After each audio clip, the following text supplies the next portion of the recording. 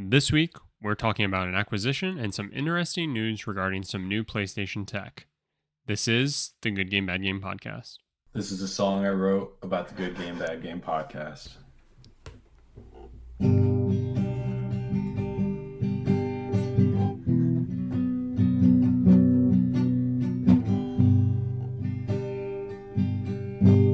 Good Game, Bad Game podcast.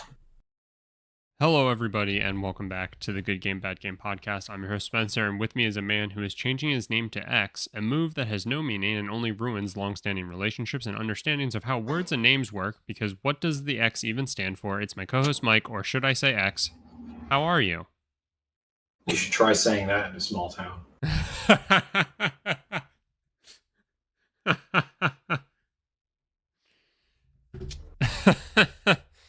Oh, man. That was my other option, I suppose. That's the one I thought you were going with, so I had myself ready. Yeah. That was good though. That was very long-winded and thought out. I appreciate it. Thank you. I was fairly proud of it. Did you like how I stole the name X from somebody who's rightfully had it for 16 years? Yeah, my favorite part was how you stole it, and all you offered was some GGBG merch and a tour of our office, which we don't have. Yeah, and a meeting with managers. Oh, which is just us. Well, I didn't say whose managers. Oh no. Just manage some people who manage something. This deal just keeps getting worse. Beauty's in the eye of the beholder, I guess. I guess. How are you? How was your week with games?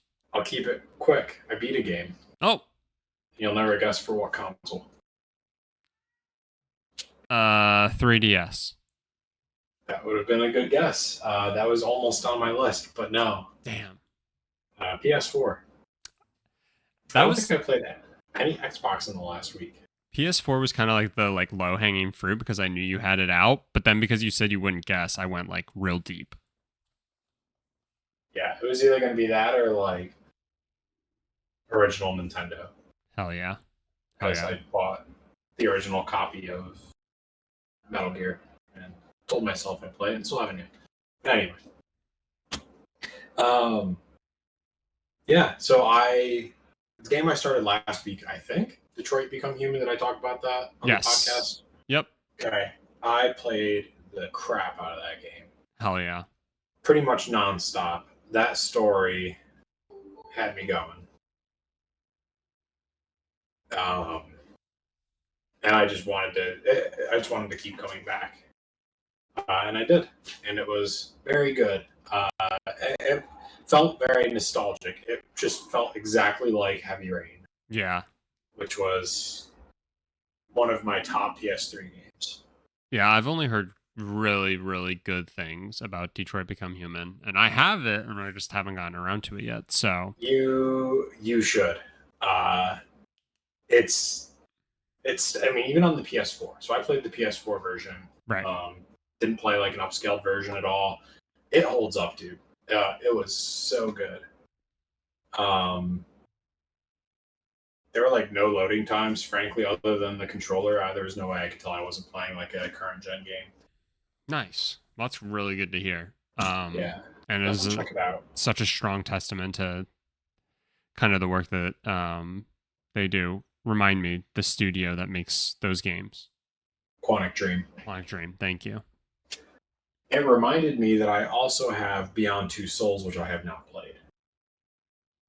And I know I have that for PS3. I don't know if I ever got. I think they remastered it for PS4. I mean, they probably did. It was the PS4 era.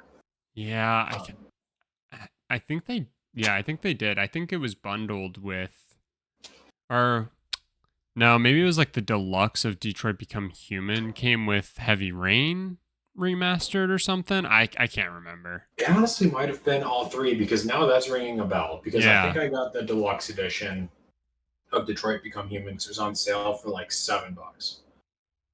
And it was one of those things where they had a sale and the deluxe edition was only $2 more than the standard edition. Which is always the best.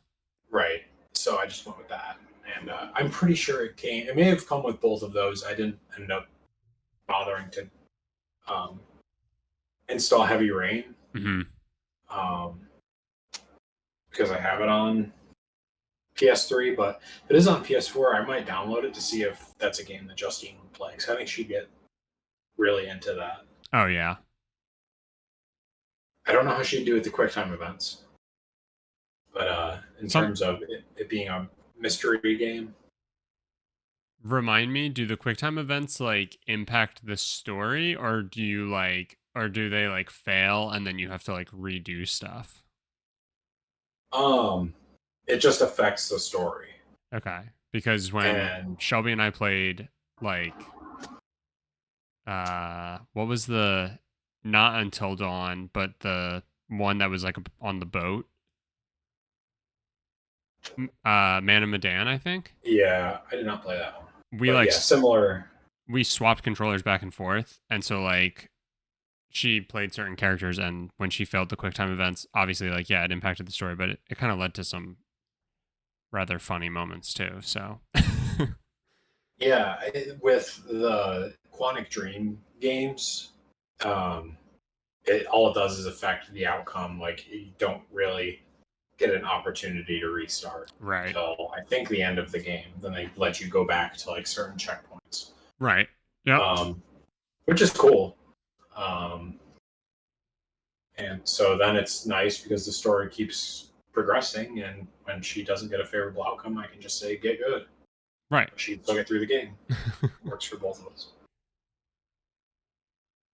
Yeah, those games are amazing, so that would be pretty sweet. And especially because like the story of Heavy Rain, but depending on how she ends up playing it, it could like impact how you experience the story. So I'm sure that could be like fun for you as well. Yeah, and I think there are like pretty substantial different outcomes you can get. Yep. So it'd be cool to see. I still remember what mine was, so it'd be cool to see. Definitely. Well, cool. So you beat Detroit Become Human. Anything else? I did play a little bit of Pikmin. Got that on Bar Pikminheimer Day, whatever Nice. the kids are calling it. Just a tiny bit, really.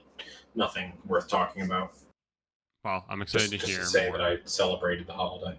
Love it. I'm excited to hear more whenever you do play more of it. Yeah, I bet you are. I had to travel this past weekend, so I really didn't get to play too many video games since the last time we talked. So no Vita games? I did bring my Vitas, but it was only a 2-hour flight, and I didn't have a ton of downtime, like outside of like work and then after work stuff. So I didn't even put I don't think I even like had the opportunity to like boot them up and play even for a little bit. So I did, however, Shelby and I finished up Nobody Saves the World last week. That game was a lot of fun. Was not at all what we were expecting when we started it. But the fact that it like was completely to the point that we could like co-op it the entire way, was great. So would really recommend that game. And we also started playing The Crew 2, because it's leaving PS Plus, and I have the disc of it. So she's been on the PS4, I'm on the PS5, and we've just been racing, and it's fun. And like, I really appreciate like how good the game looks and plays and everything like that. Like, it's definitely no Forza, but it's actually like, and I remember The Crew was as well. It's actually like a really solid racing game.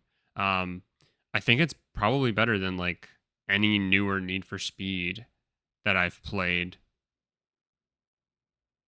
because I feel like everybody has fond memories of like old Need for Speed games, but like any that have released on like the PS4, I've played a couple of those, I feel like, and they're fine. But I feel like The Crew is actually pretty solid. But that's really it. I really thought you had played the Crew 2. I know you played the Crew 1. Mm-hmm. You quite enjoyed it. So where do you think it holds up, between that one and this one? I think this one's better because it's definitely just much more like the first one it did the Watch Dogs thing where it just tried to have this like super serious like story behind it. And it's just like, dude, I just want to race. Gotcha. Can you chill? Dude, I just want to hack San Francisco. Can you chill? And it's like Watch Dogs 2 did that great, and now the Crew 2 is like doing this good as well. Like it's just literally like I'm just jumping into this next race. There is technically like a story of like but the overarching story of the game is like you're just like a street rat racer type guy, and like there's this company that puts on these like large racing events, and you're just trying to like make it up the social ranks to become like the best basically. Gotcha. And it's very like it's not as of right now like you killed my brother or anything like that. So I like that, and like it's just I think graphically and stuff it's much better. I think they also, but I would have to go back to play the Crew to like confirm this, so I could be wrong. I feel like they did a better job of building out the like hub cities that they have, and then like the cool thing about the Crew is that you can technically air quotes drive from California to like New York City. And it takes like forever to get there. It's not obviously like 1-to-1, but it's cool because then like you'll drive through like other like major cities, and then like the in between of each major city is just like a couple of like they just feel like back roads for like a little bit, and they aren't like super developed or anything like that, but it just like adds to the feeling of like distance and stuff like that. And that's a really neat thing, and I think it's just a little bit cleaner in the Crew too, but haven't put that much time into it to like speak too much on it. Gotcha. That's cool. I started playing the Crew 1, not a ton of it. Mostly just on the drive around San Francisco because it's like one of the first cities you're near. Mm-hmm. And enjoyed that, but San Francisco had like 2 or 3 landmarks, and then other than that, it was like not at all resembling of it.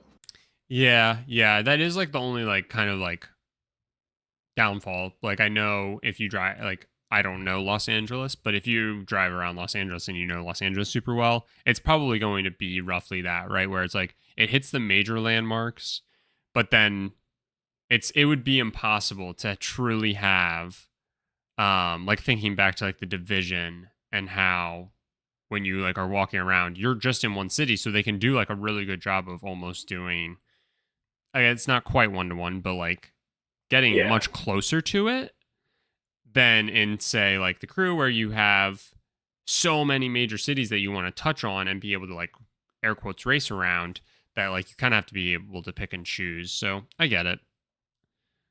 I get both sides of it. Still a feat with how big that map is. The major feat is for sure the fact that you can drive like end to end the country, and I believe in the Crew 2 there's a race that starts in New York City and goes to Los Angeles, and oh my god.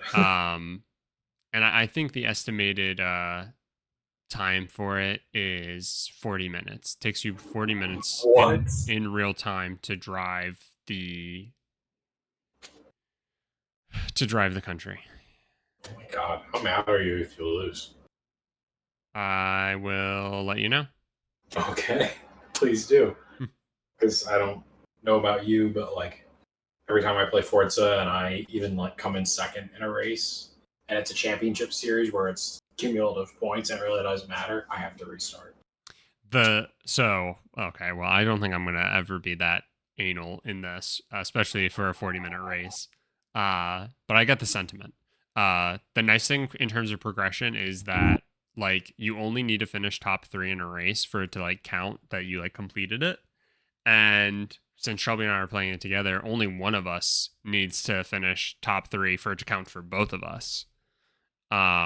She has yet to finish top 3. But it's like great. Like, like that it's not super restrictive.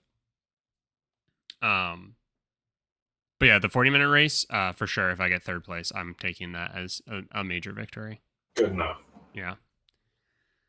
All right.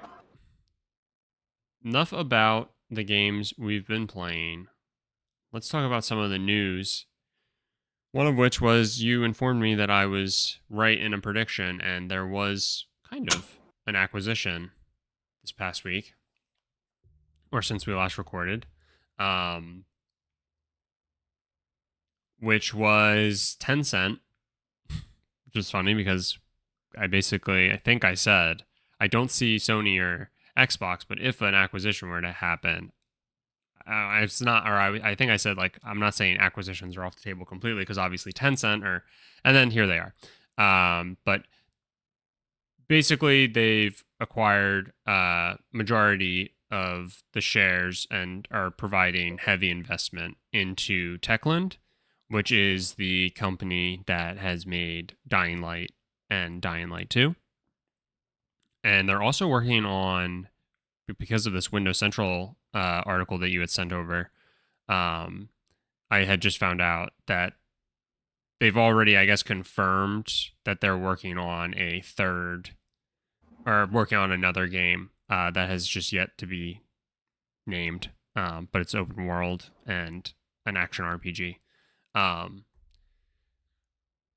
So a bit of the news around it is that, like, Techland retains all their IPs and stuff like that. But basically I've played Dying Light, and so with how well Dying Light did, I remember that had a great launch in life and everything like that. And I believe Dying Light 2 was received fairly well as well. Though I do feel like I heard a lot less about the game. This just seems like a classic, like, we just need money. Like, and that's really all it comes down to, because we clearly have the talent to make things and we have a good track record thus far.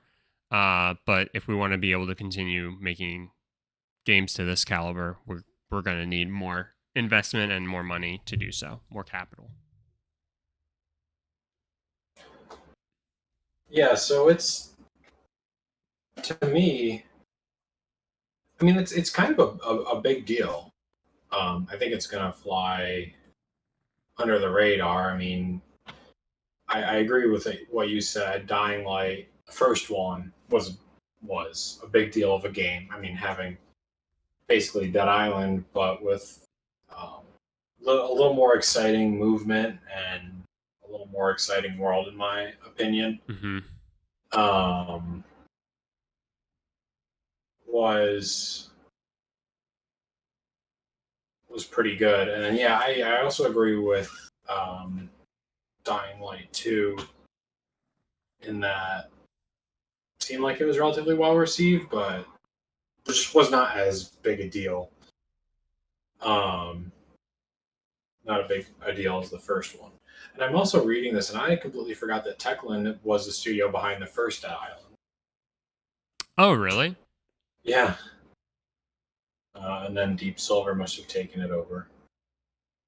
So anyway, I'm distracted on that.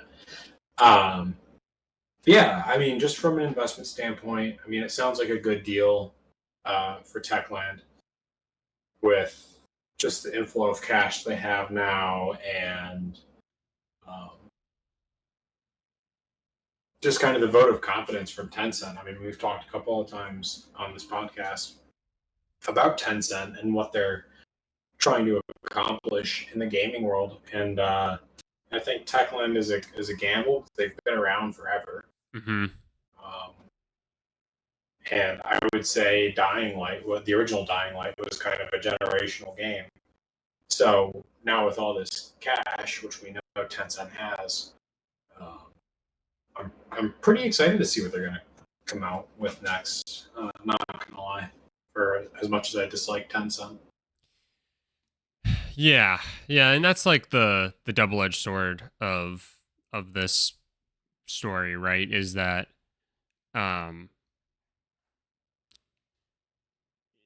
coming hot off of the heels of the whole Xbox Activision Blizzard thing, so many people wanted to turn up their nose to that deal because they wanted to say that consolidation in the industry was bad, and Tencent is actually the worst part of it, right? Like, they have so many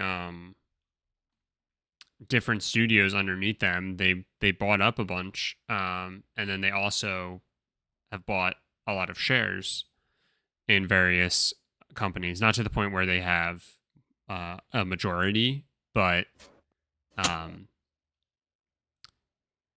think we talked about in the past where they could position themselves in such a way to eventually get there. And so like if you're going to like pass judgment and say that like consolidation is bad, these are the people you need to be focused on, because they make these moves that, you know, do fall under the radar and that you don't really pay too much attention to, and they're the ones that end up doing the most, you know, damage may not be the right word, but you know, you get what I'm kind of saying towards the overall industry. So here's a fun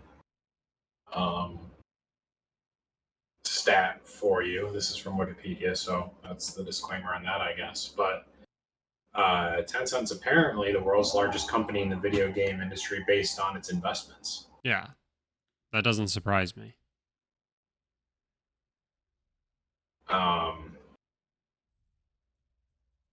But I feel like that would surprise a lot of people. Yeah, yeah. I mean, I think that would have surprised me and did surprise me. You know, again, like what, last year, when people kind of called out the hypocritical nature of saying consolidation's bad in one instance and then not turning that attention to them as well. Like they have Supercell. Yeah. You know, which is the biggest, or one of the biggest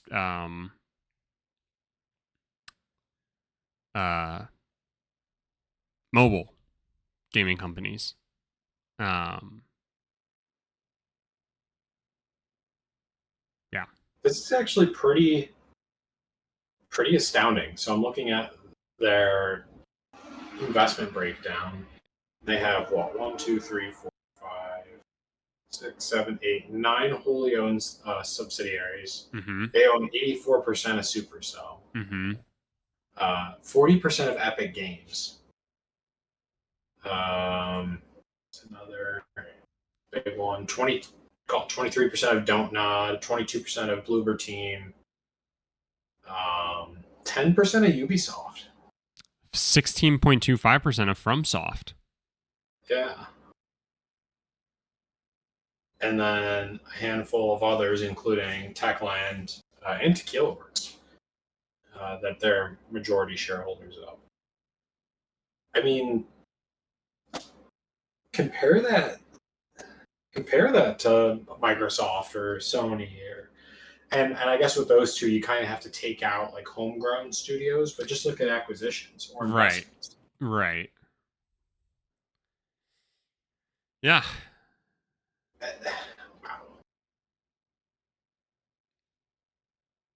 I mean, that's. And I almost kind of wonder if Tencent were if it were an American company, I wonder if it would be under more scrutiny. Well, and I think like globally, it has had to deal with a lot of scrutiny in terms of all of their investments. I mean, it just feels like everything they do. Right. Well, yeah. But yeah, it's a fair question to ask. You know, do they get a little more leeway just based on, because they're a Chinese company, right? Yeah. So I don't know. If anything, I would think that would make the good old US of A even more, put them under more of a microscope. But I don't know. And they're not that old of a company. They were founded in 1998. Yeah. So I mean, you take what they own and how quickly they acquired it. It's just crazy. It is. It really is.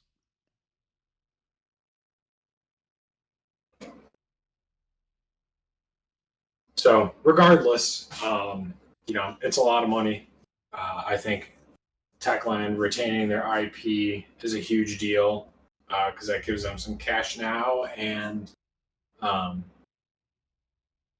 allows a conversation in the future if this does lead to continued success for maybe some divestiture from Tencent out of a majority stake, and they still own that property. Yeah, I mean that's definitely the best takeaway. Yeah, hopefully it helps Techland. Other than that, this should not this particular transaction, but just everything that goes on with Tencent should be investigated. Yeah. Yeah. Um. All right, and then I don't really have a good segue, but the other thing that we wanted to talk about this week, which has been making its rounds, is a lot of tech updates for PlayStation.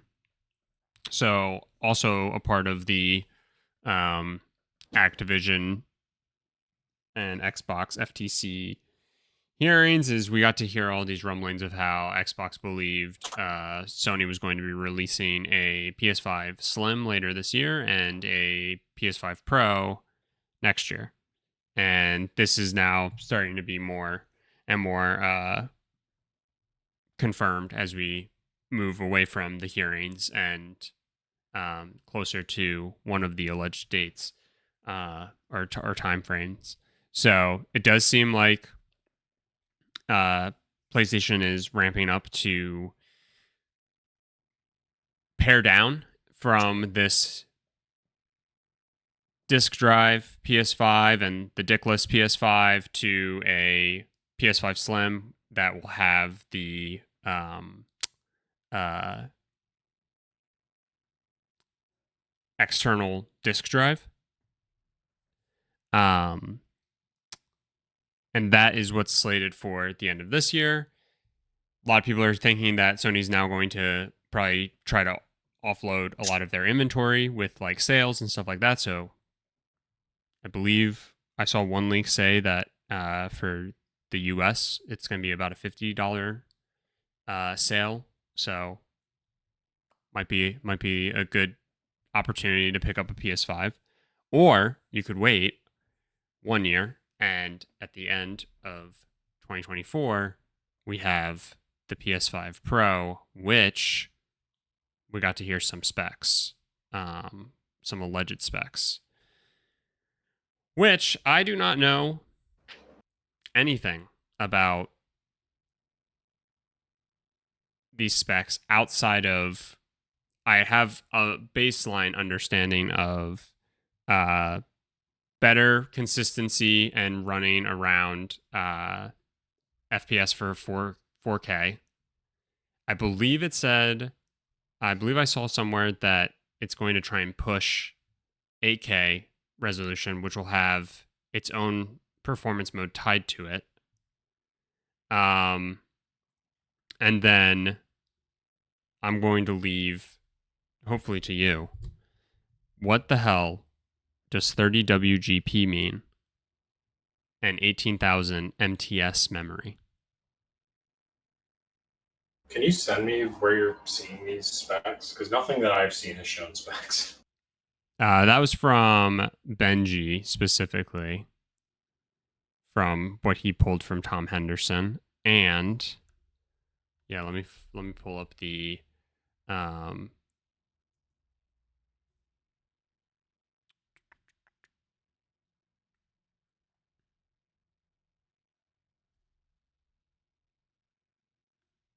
this is from Tech Radar.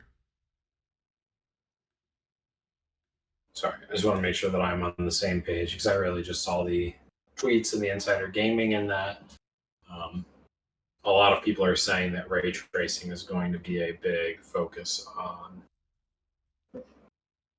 and PS4, then, an alleged PS5 Pro. And then hang on, got one more.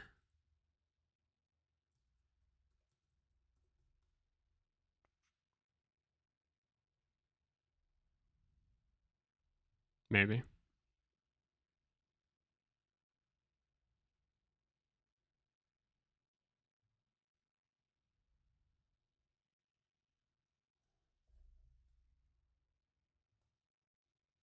Yeah, here.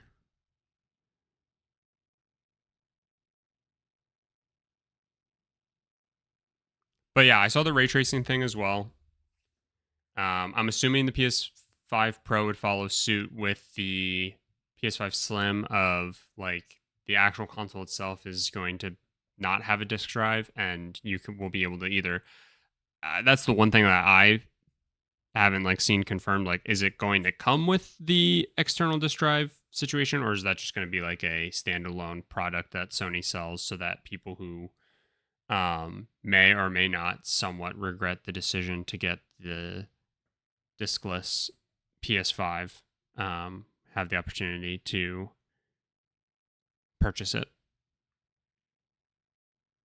So, okay. Well, I'm glad you left those tech questions to me because they are AMD specific, so I have no idea. Nice. 30WGP, I think, stands for Work Group Processor, which is my understanding. That's like a new version of like APU, which is like where the CPU and GPU are combined onto one chip. But don't quote me on that. I'm not totally familiar with their architecture. And then 18,000 MTS memory. I'm guessing that just has to do with memory speed on the chip.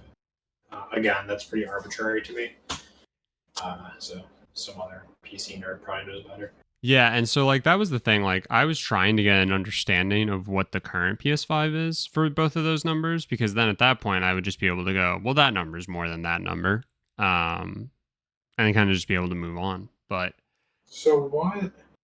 So PS5 uses AMD Zen 2. So this would be an entirely new chipset. Okay. And it would be more aligned to like a higher end GPU on a computer.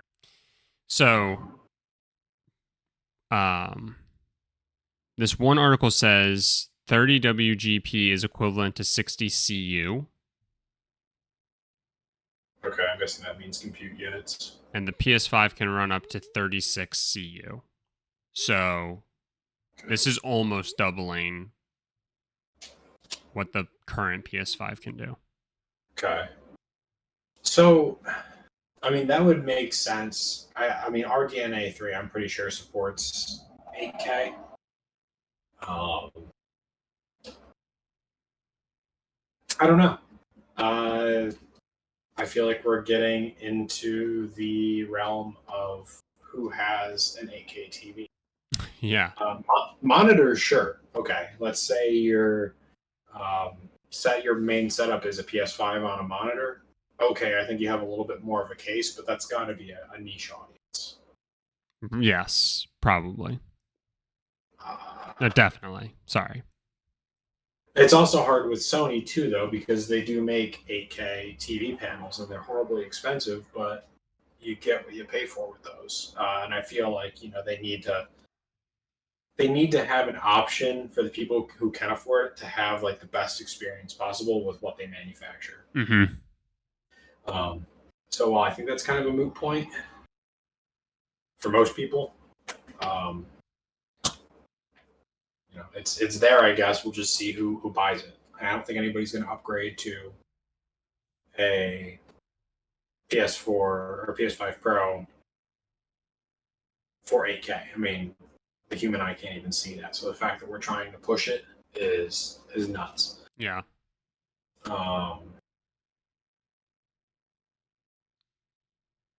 Well, yeah. Let me tell you who I think is going to get it. Mr. Beast. Yes. Probably. Also, potentially me. Yeah.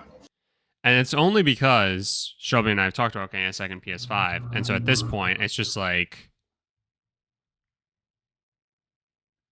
do I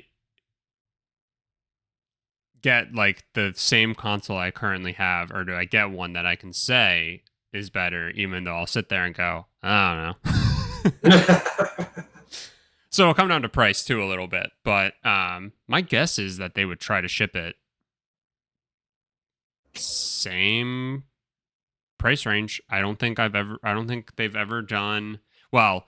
Thinking back to like the PS3 when they did like midlife stuff there, it dropped in price from launch. But like PS4 Pro released at the same price that the PS4 started at, right?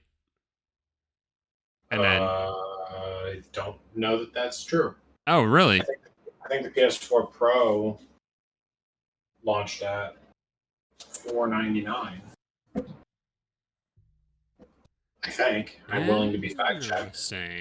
Let's do it real quick. And then I was going to ask you the same thing though about Xbox One and then the Xbox One X. The One X was definitely more than the launch Xbox. So I think the launch Xbox, and I'm ignoring the Kinect version. Okay. So I think the original Xbox was like $300 if you got it without Kinect.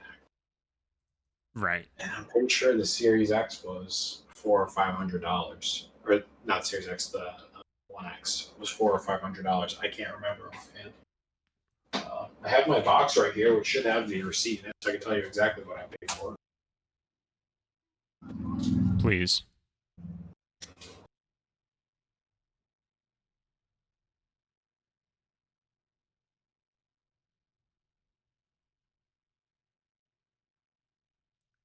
Trying to see. So the PS4 released at $399. Now keep in mind, I did buy this in a sale. Mm. So this is saying that the One X by itself was $399. And that was a discounted $100. So it was normally $499, which that's what I remember. And I'm pretty sure the PS4 Pro was the same price when it came out.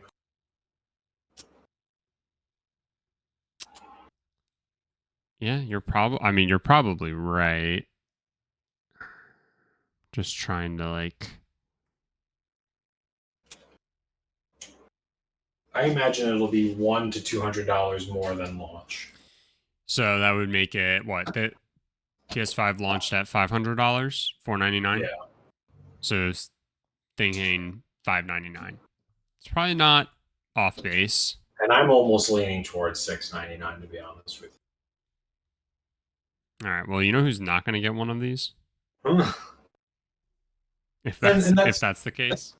That's the hard thing. Like that's the hard sell here is, I mean, if these specs, these rumored specs are true, which I'm no longer doubting Tom Henderson. Yes, yeah. We should to assume everything he says is true. We should put that caveat in starting now. Starting this episode. We no longer laugh at Tom Henderson because he clearly has really, really good deep sources. Yeah.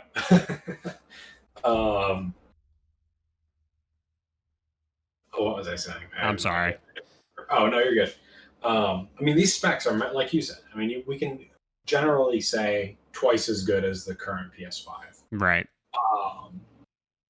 Do I think developers are going to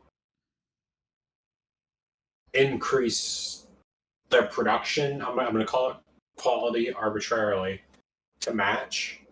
I don't think so. So I imagine you're just going to be buying an upscale machine. Right. Which will be good. I mean, that's the beauty of modern console hardware is that it has such a resemblance to PC hardware that, I mean, the system can pretty much handle upscaling quality. Yeah, and I guess it'll probably feel like like when I play a PS4 game on the PS5, or if you play an Xbox One game on the Series X, it'll almost feel like that, right? Where it's like, well, obviously graphically it doesn't really get better, or anything like that, but it just runs better. It's smoother. It's everything like that, right? Which isn't necessarily a bad benefit. Yeah, I'm sure FPS will be locked pretty high.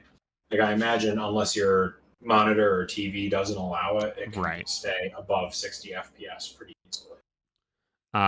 Just to go back to it, the PS4 Pro did release at $399 as well, but that was a much more subtle upgrade. Right. from the base PS4. So, and the One X, I mean, was almost a massive a generation in itself. Right. And so that's the other thing that I'm kind of like hung up on is that like from the sounds of it, because again, I even when the PS5 specs dropped, you know, like I don't really know what I'm hearing. But I'll take people at their word who seem to understand it. And a lot of people are saying that this is, you know, if what's being said is true, this is going to be an extremely powerful console. It puts it now ahead of the current Xbox, which is I think technically the more powerful. The Series is the more powerful between the two consoles. We've talked about before. They both do different things very, very well. Right. But yeah, so like that's the other thing that kind of is like easy to get a little hung up on and like you know, makes you desire it more.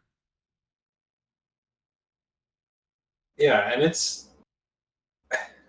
hard to say what the strategy here is. I mean, so they're saying, and I think you said this earlier, so apologies if I'm repeating. No.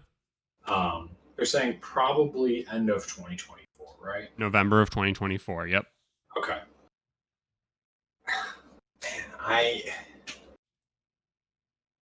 From a competition standpoint, you know, I don't know that Xbox has a response. I don't know if it makes sense for them to respond or to just move on to, you know, looking at 2027 when most people think a new generation is going to come out. Or do what they did with the One X and have it come out basically, 3 years? Like I said, would be 2024. Never mind.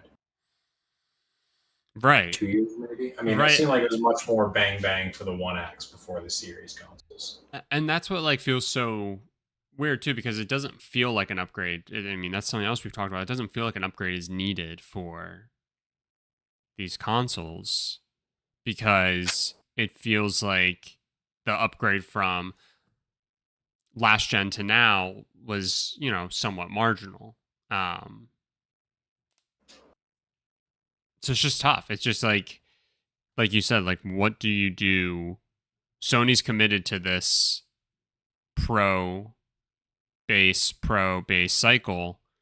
Do you have to match or do you just focus on what's coming next? Is it worth it for the upgrades that are coming? Is it worth it to put the time and energy into this midlife thing?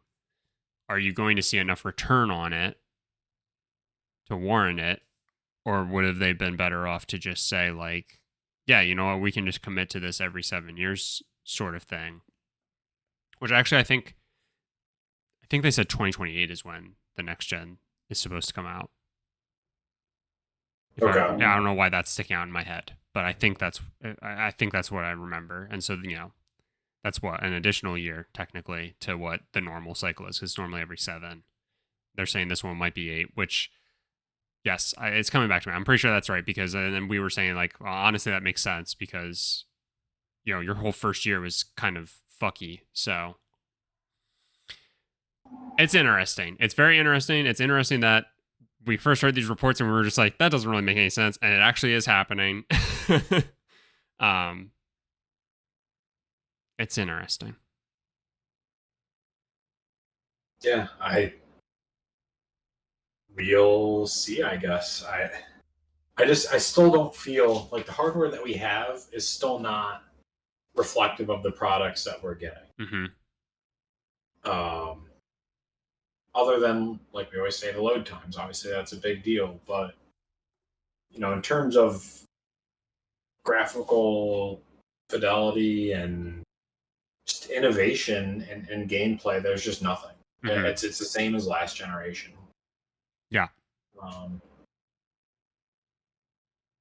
I don't know. Or do Sony and Microsoft come out with, you know, a more overhauled system and then push back the generation? That was discussed for how many years? Where console generations were going to get shorter to keep up with technology advances. And, is that it? Are we looking at a 4-year cycle now? Other than how wasteful that would be and how hard it would be for the consumer to keep up. Near impossible. As long as they all integrate, Yeah. Like how the Xbox One and the Series X do. Other than load times, you can't even tell you're playing a different system. Yep. I don't know. It's a weird paradigm we're in. Yeah. I mean, it would be impossible if they were to actually commit to that. And again, like that is, that's technically what is happening, right? It is technically shorter life cycles. If you wanted to get like each iteration, they just release that midlife under the umbrella of whatever the current generation is. They don't claim it to be a whole new generation, right? But, I don't know anybody who gets, I don't know anybody who had the fat PS1 and then got the PS1 Slim and then got had the fat PS2 and then got the PS2 Slim and then had the fat touch button PS3 and then got the more sleek and actual button PS3. You know what I mean? But like those were very generally just format changes. It's not like the hardware. It's not like they were putting different processors in those things. Sure. But then even jumping to PS4, I don't know anybody who got the base and then also got the Pro. And I'm sure the only selling point was PSVR. Right. And 4K, technically. I guess I would be curious for the Xbox. What did those numbers look like? How many people got it to upgrade that current cycle? Or is the midlife thing better for, hey, you missed out on the first batch. Now that you're finally able to get in at a higher point, basically. Yeah. I mean, for me, I upgraded my Xbox One. Like, that was the first console I've traded in to upgrade ever. Yeah. And it was absolutely worth it. It's interesting. Most people are not going to be able to do that, though. Most people are not going to be able to keep up, and unless I guess they do, unless they go the route of like trade in the current and upgrade to the. That hurts me in my collector's soul. I mean, yeah, and the only reason that I did it was just because it was a stupid deal. Yeah. I mean, they were giving it was basically, so the console was $500. I think they gave me $250 for my Xbox One, which I bought that well into the life cycle because I had PS4. All right. And that may have been what I paid for it. And then I also got Red Dead Redemption 2 for free. Because they had concurrent deals where if you buy a Series X, you get Red Dead free, but you could also trade in your current gen console. Mm-hmm. So anyway, I don't know, had that deal not existed, I don't know that I would have done it. Right. It'll be interesting. I almost hope Xbox doesn't have a midlife upgrade to see what the impact is. I mean, does the Series S with the upgraded storage count? Does it? It's technically an upgrade. Because the PS3, because again, going back to the PS3, I think that was the difference as well, is that the midlife had more storage and was slimmer. Yeah. I think when I say upgrade here, I do truly, I agree with what you were saying about how last gen was the first time we saw meaningful performance upgrades to the consoles, I guess. So I guess that's more so what I'm leaning towards. Would love to see Xbox do a funky cosmetic change to their console. Yeah, they could, but I also feel like they just got their supply chain up and running for manufacturing the original Series X. I mean, that's the other thing that's hard is that their supply chain was so much worse than the PS5 in terms of the Series X. So I don't know. I feel like Microsoft is pitching the Series S as like the de facto and the Series X is the midlife. Yeah. I know a lot of people are going to disagree with that, but I don't think anything else really makes sense.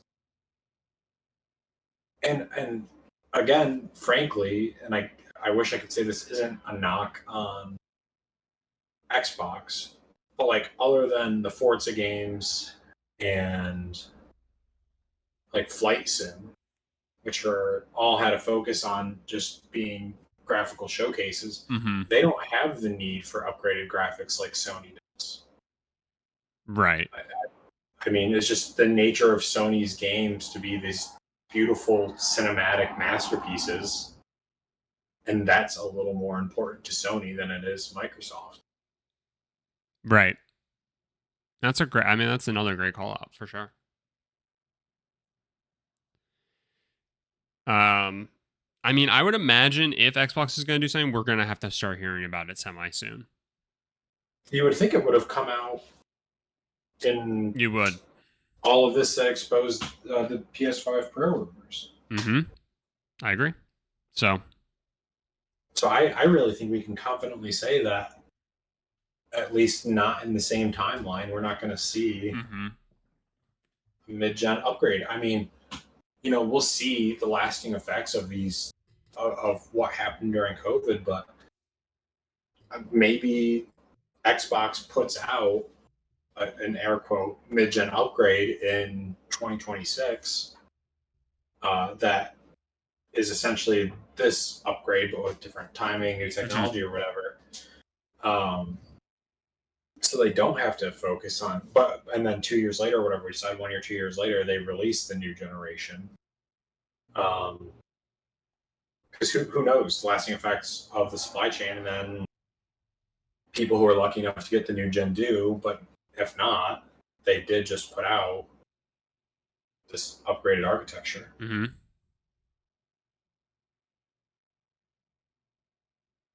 And that was one of the call outs. I think it was in Tom Henderson's thing, in that game developers aren't surviving off of the new gen alone, just because comparatively no one has them, and that they still make a ton of money off of old gen. And there's still such a need to provide to last gen. Yep.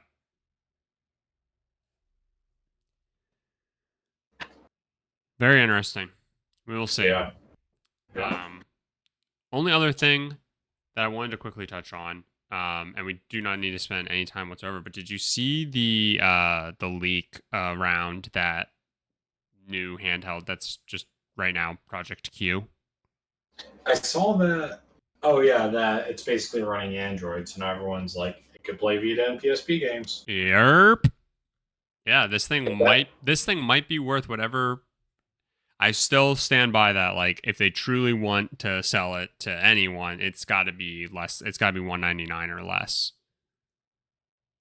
Yeah, I don't know how you're going to sell somebody on paying $300 for that. But if it's 200, I think you'll see more people actually go for it because of this leak. If it's actually running Android, and people are going to be able to jailbreak it and stuff like that. So I did think that was really interesting. Yeah, frankly, if that is the case, might be being careful with how I phrase this. Might be worth it in my mind. I'm not saying I would do it, but if I had a newer device that I could play PSP and Vita games that I already own on, just doing it for the sake of prosperity. Mm-hmm. Posterity, wrong P word. Anyway. Prostatery? Yeah, something like that. Might be worth it. Yeah. But also, I mean, if they just do this natively, yes, it is for streaming your PS5 games from your console, but also we've included. It doesn't even have to be massive with the size of VA games and PSP games, but we included 32 gigs of local storage. That if you have whatever the highest level of PlayStation Plus is, you can also download a selection of Vita and PSP. Yeah. Yep. And PS1, PS2, whatever it can emulate. Yeah. Would be interesting. I do think I do think it's interesting. I'm probably going to get it just because I'm so curious anymore. And then if it, feels kind of like a bust, it seems like there might be a way to potentially flip that around. So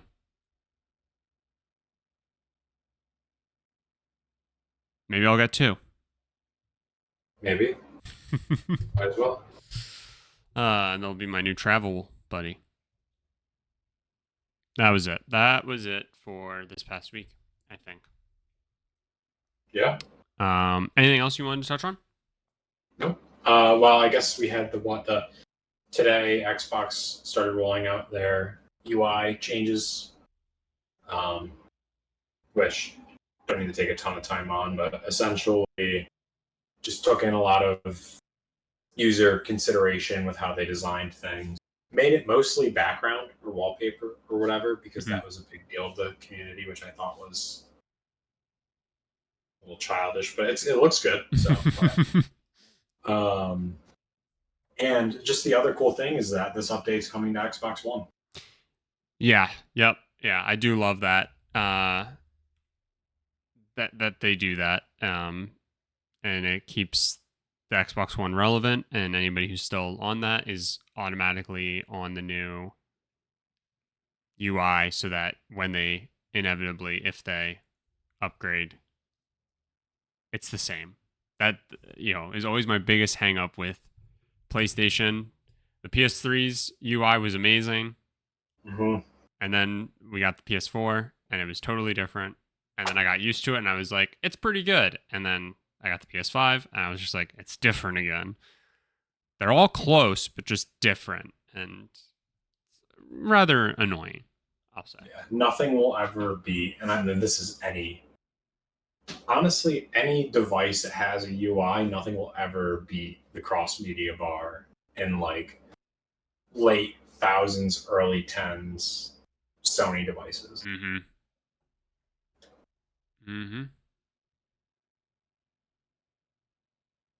But I love that. I love that Xbox does that. It's brilliant, honestly. Yeah, it keeps the hardware fresh. Yeah, it's good continuity across your devices too.